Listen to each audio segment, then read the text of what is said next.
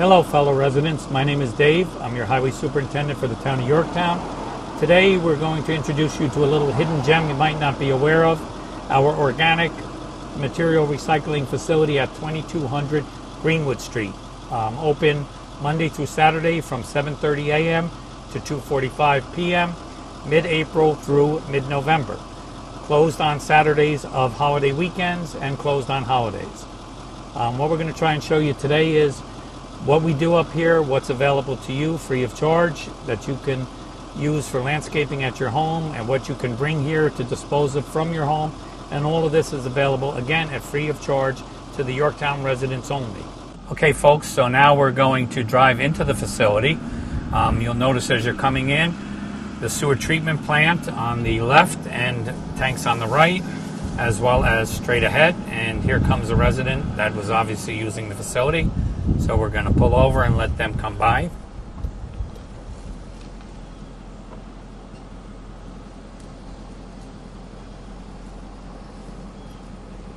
And if these gates are locked, as well as the gates that we just came through earlier, that means the facility is not open. And be sure to come to a full stop here. This is a bicycle trail, although it's a four-way stop. We don't want anyone to get hurt here because the bicyclists tend not to stop. And we're going to come up this way.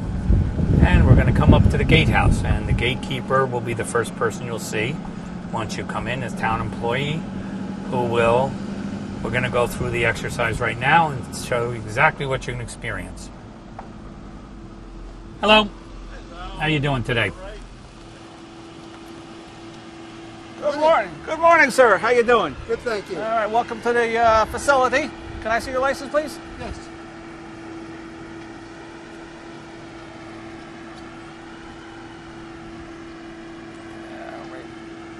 Check it out for me, sir. It makes it a lot easier for me to handle it.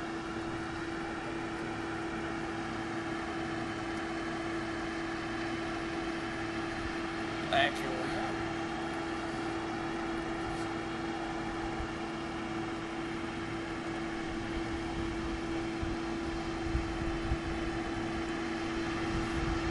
And what do we have today, sir? Are we dropping off?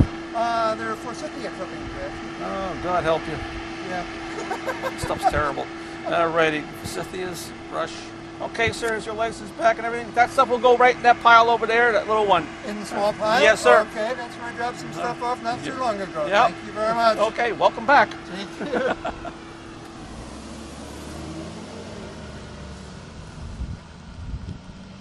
All right, every time anybody comes in, what I do is I take down the time, I take down their address, their plate number, just to find out if they're town of Yorktown residents. I also take down what kind of material they're coming in with, whether it's logs, brush, leaf, grass clippings, whatever. This helps Dave take the keep track of how much stuff is coming in for the DEC, for the rules and regulations. And when anybody comes in, I just direct them to where everything is, and they dump it there.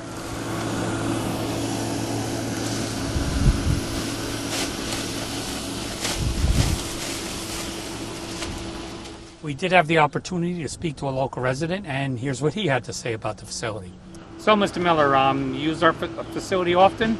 Especially this spring with some of the trees that came down, I had some stuff to bring in. So, yeah, it was really helpful. Great. Do you ever take anything out? I do. In fact, I was going to tell the guy that I'd be back a little later today to pick up some of the combination mulch and soil. Great.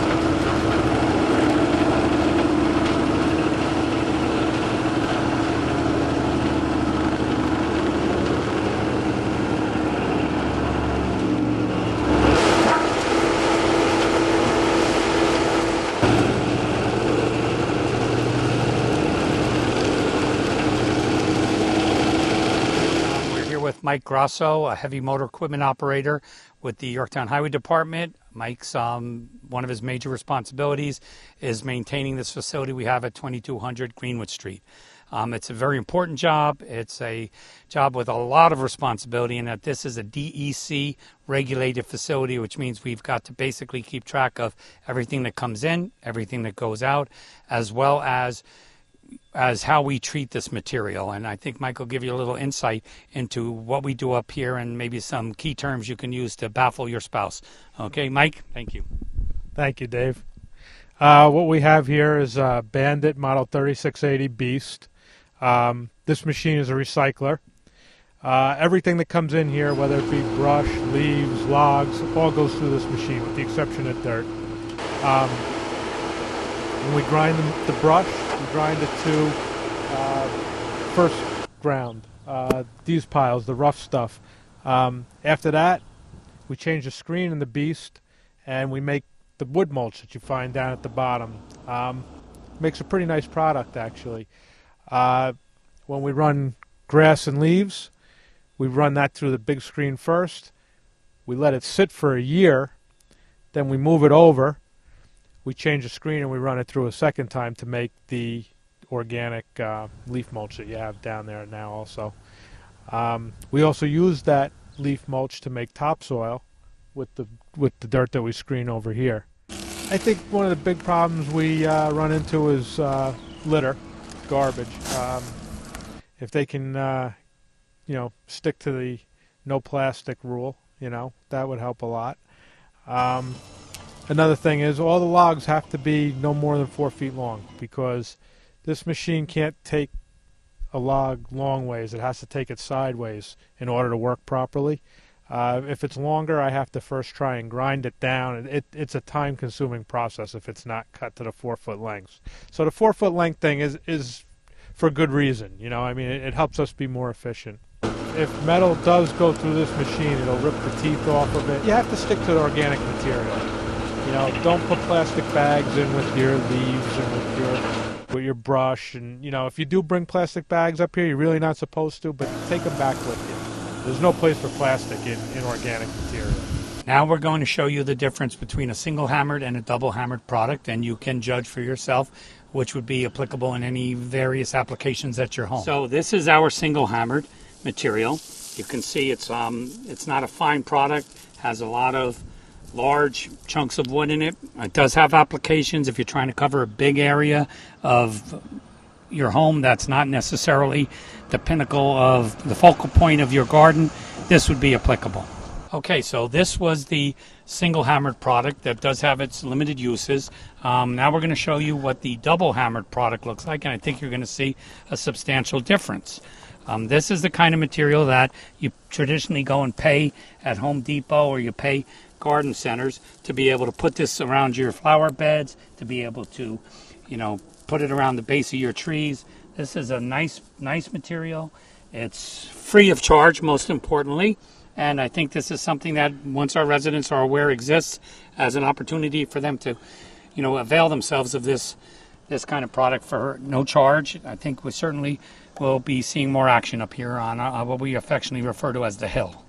All right, now we're going to talk about leaf mulch. We've talked about how we treat the wood that comes up here. So we're going to give you a little education on the leaf mulch, which is the most sensitive product up here. Behind me, as I'm gesturing, is a pile of leaves that has been dropped off this year from residents.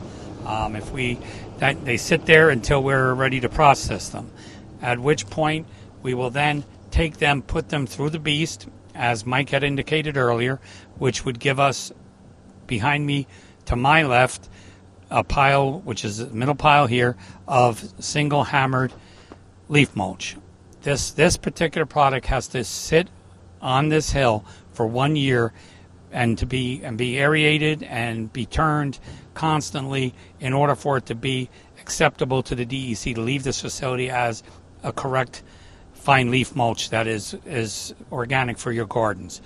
That being said, if you look far to my left, that is a pile that's from over a year ago. Needs to go through the Beast one more time. Even though it's much darker than this, it still hasn't received its second hammering. and that material will be hammered and then put down for the residents to avail themselves of. We're going to talk now about soil. We also do a lot of work up here with soil. Soil comes from various places. What we have here is a spoil pile. A spoil pile is basically anything that we do drainage. The water department has a water leak and they have to excavate to get to it. You know, a multitude of different, you can see some catch basin corners in there, and we take that material, we screen it, and then we turn it into that pile over there, which is, we refer to as screen fill, which is good for filling in large areas of your lawn that you might want to raise up a couple of inches. That's also available to the residents. So screen fill is far more desirable than the spoil pile because no one wants that. Then if we look over here, that is screened soil, which is the screen fill that's basically been sent through another screening, turns into soil. Then what we do up here is we take that soil, we mix it in with the leaf mulch that's ready to leave the yard. We add in some fine wood chips, and we create a topsoil that's available to the residents as well. Now we're in front of a pile of screen fill. Screen fill is used when you want to fill a hole in your yard before you topsoil. It's not really the best for growing, but it will work for filling holes.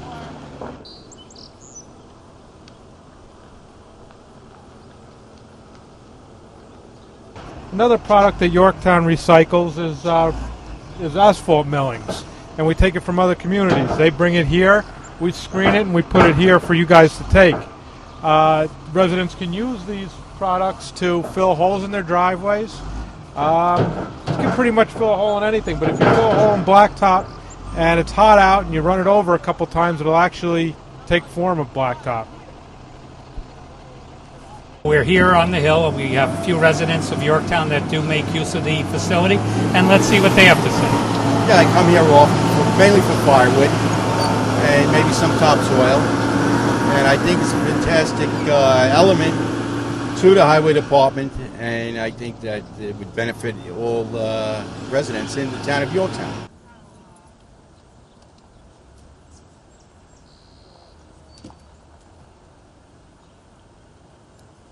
Here we go.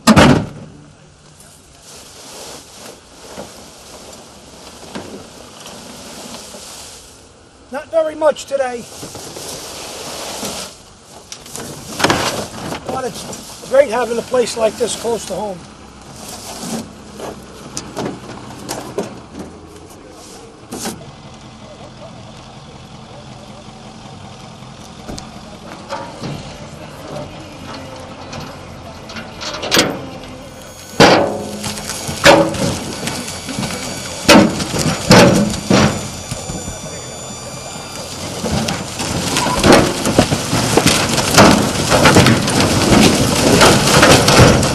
I hope this has been an educational experience for our residents. Hope to see you up on our hill, taking advantage of the various things that we offer, dropping off, picking up. And in that vein, basically, we would be remiss if we didn't establish the ground rules. Ground rules are the facility is available free of charge to residents with passenger plates on their vehicles. Should your vehicle have commercial plates, or should you be having a landscaper working for you and you would like to have him use our facility, you will have to go and purchase a permit similar to this. A permit like this can be done at the Refuse and Recycling Department behind the police department on Route 202, and you'll pick this up. Cost will be associated with the size of the vehicle that you're allowing to come up and use their facility. This is a one-day permit. That being said, any commercial vehicles, even if it's your personal vehicle, you need to have a permit. The only way we could regulate not having commercial vehicles come in here at our taxpayers' expense and using our facility to further their agenda.